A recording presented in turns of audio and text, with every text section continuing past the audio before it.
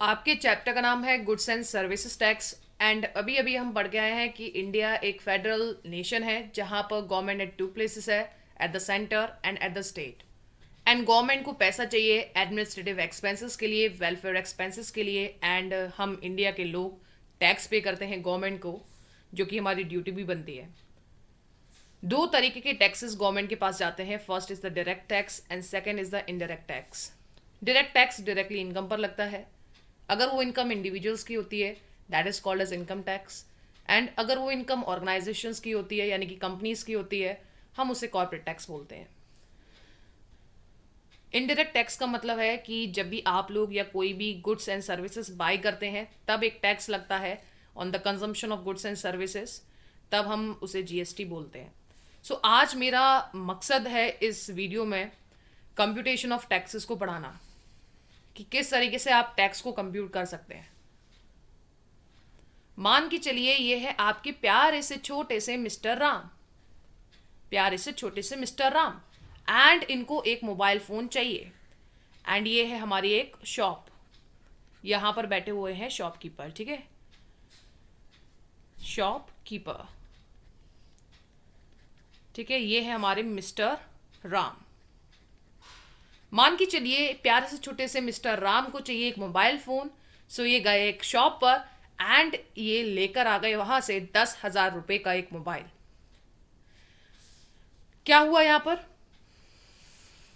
Mister Ram ने 10,000 रुपए का एक मोबाइल परचेज कर लिया, यानी कि 10,000 rupees is CP for mister Ram and it is SP for the shopkeeper.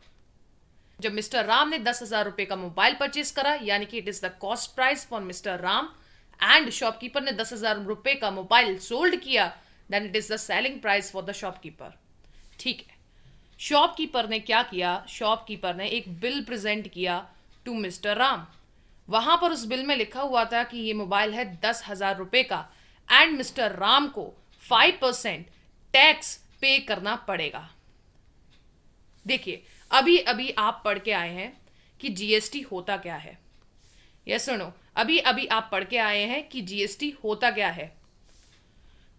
GST क्या है? That is levied on the consumption of goods and services और बोथ। यानी कि जब भी आप गुड्स परचेज करते हैं या जब भी आप सर्विसेज लेते हैं, ये दोनों लेते हैं, तब आपको एक टैक्स पे करना पड़ता है, that is called GST, and GST is an indirect tax. यहां पर मिस्टर राम क्या कर रहे हैं?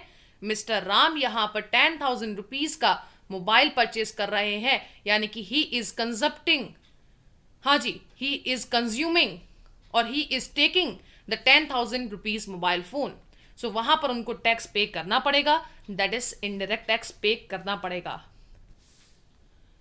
10,000 रुपए का मोबाइल फोन मिस्टर राम ने खरीदा, इनको 10,000 रुपए के साथ साथ टैक्स का भी अमाउंट पे करना पड़ेगा, दैट इज 5%।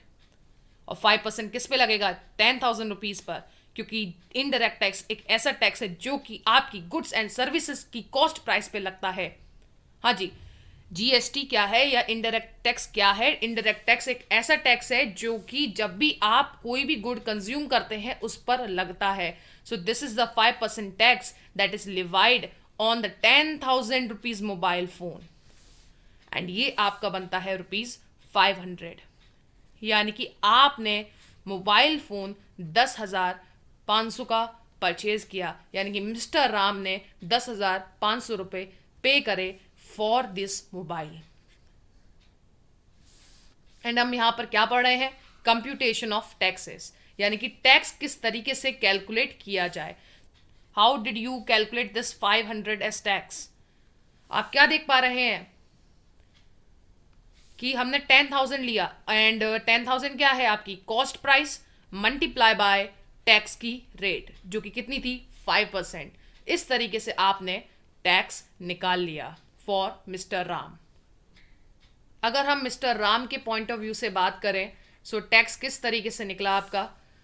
टैक्स निकला when you multiplied the cost price by the tax rate, यानी कि कॉस्ट प्राइस मिस्टर राम के लिए कितना था? 10,000 रुपए एंड टैक्स की रेट थी 5%।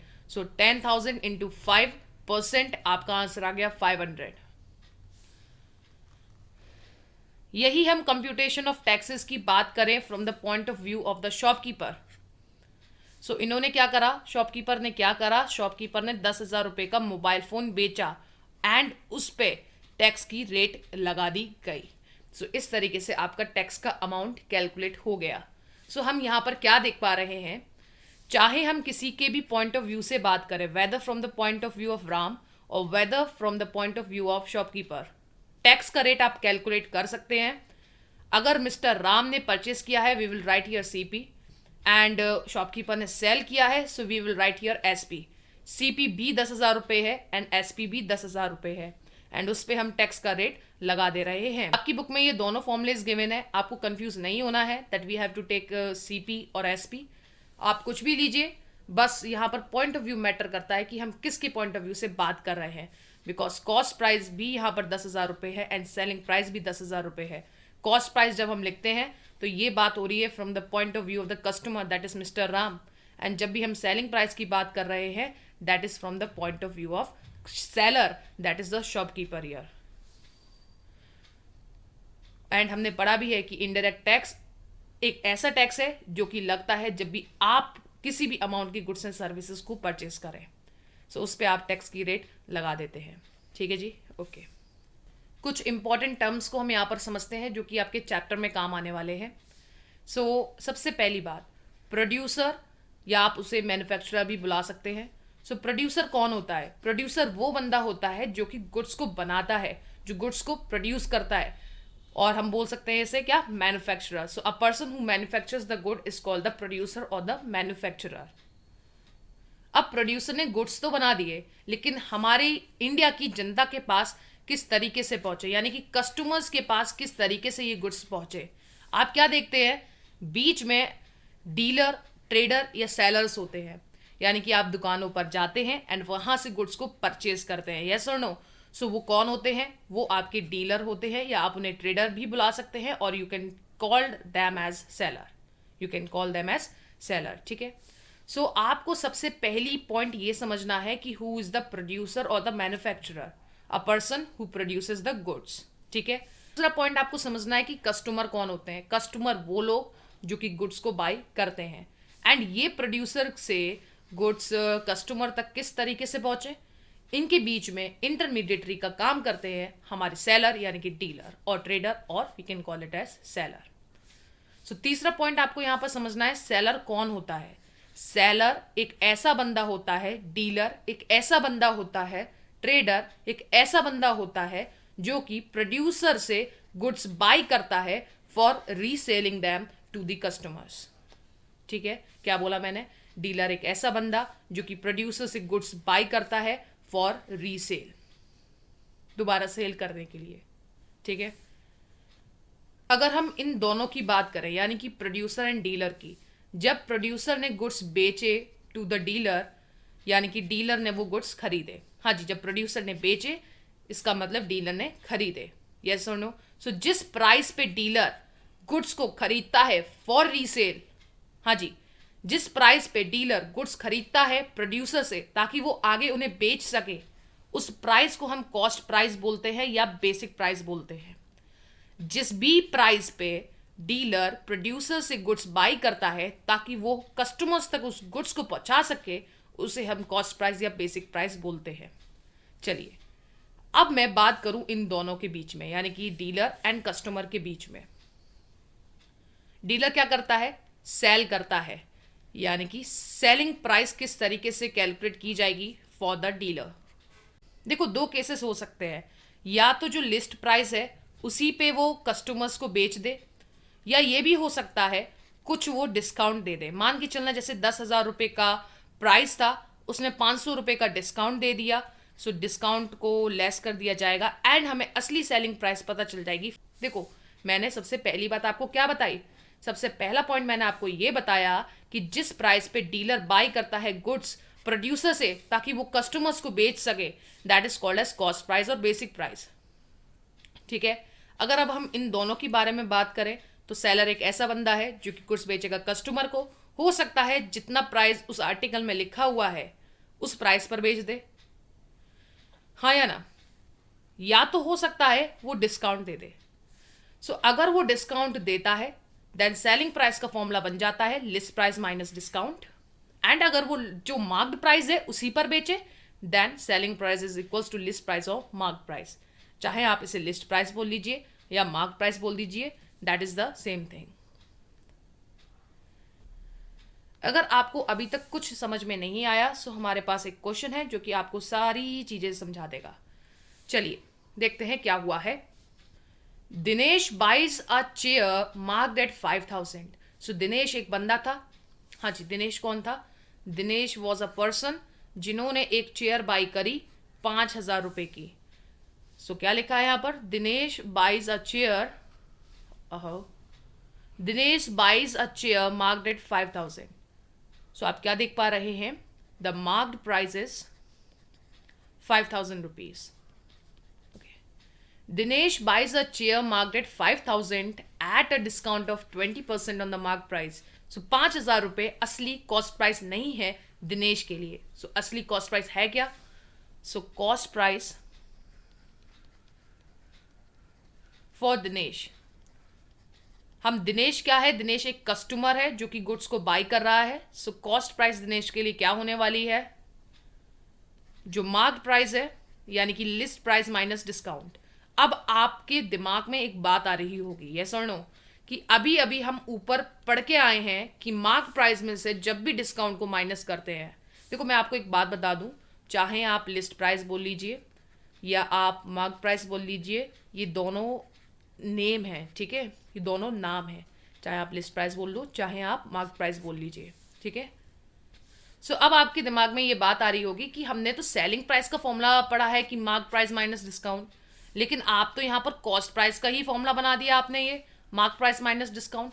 अरे भैया इस बात को समझने की कोशिश करो आप, ये कि जब भी हम सेलिंग प्राइस की बात कर रहे हैं that is from the point of view of seller, and जब भी हम कॉस्ट प्राइस की बात कर रहे हैं that is from the point of view of customer. ठीक है जी, ठीक है, ओके। सो डिस्काउंट कितने रुपए का है आपका? 20% का। सो डिस्काउंट निकाल लेते हैं, that is 20% of your 5000 rupees.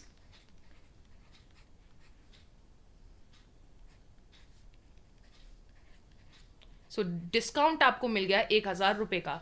सो 5000 रुपए की चीज थी आपकी एंड डिस्काउंट आपको मिल गया 1000 रुपए का, यानी कि दिनेश के लिए कॉस्ट प्राइस उस गुड्स की हो गई 4000 रुपए। यस और no? Yes ma'am, okay. The tax rate being 18%, यानी कि अब टैक्स रेट कितनी है? 18%। सो हम टैक्स को कैलकुलेट करेंगे। टैक्स कैसे आएगा? हम कस्टमर के पॉइंट ऑफ व्यू से बात करें यानी कि दिनेश के पॉइंट ऑफ व्यू से। सो जो भी कॉस्ट प्राइस है इनटू टैक्स रेट। अब आप मेरे को ये बात बताइए कि दिनेश के लिए कॉस्ट प्राइस 5000 रुपए है या 4000 रुपए? बताइए, 5000 रुपए है कॉस्ट प्राइस फॉर दिनेश और 4000 रुपीज। आप मेरे को ये बात बताइए कि दिनेश शॉपकीपर को कितने रुपए पे करेगा? 4000 रुपए या 5000 रुपए? मैम 4000 रुपए करेगा, क्योंकि 5000 तो मार्क प्राइस थी, उस पर 20% का डिस्काउंट था। सो 4000 रुपए पे करेगा, यानी कि 4000 रुपए is the cost price for Dinesh. So 4000 into 18%, that is 18/100। So अब आपसे क्वेश्चन क्या कह रहा है? Calculate the tax Dinesh has to pay. So हमने टैक्स का अमाउंट तो कैलकुलेट कर लिया, that is 720। Okay, calculate the tax Dinesh has to pay for his purchase. Also find out the total amount paid by Dinesh. ठीक है, total amount paid by Dinesh. Total amount paid by Dinesh.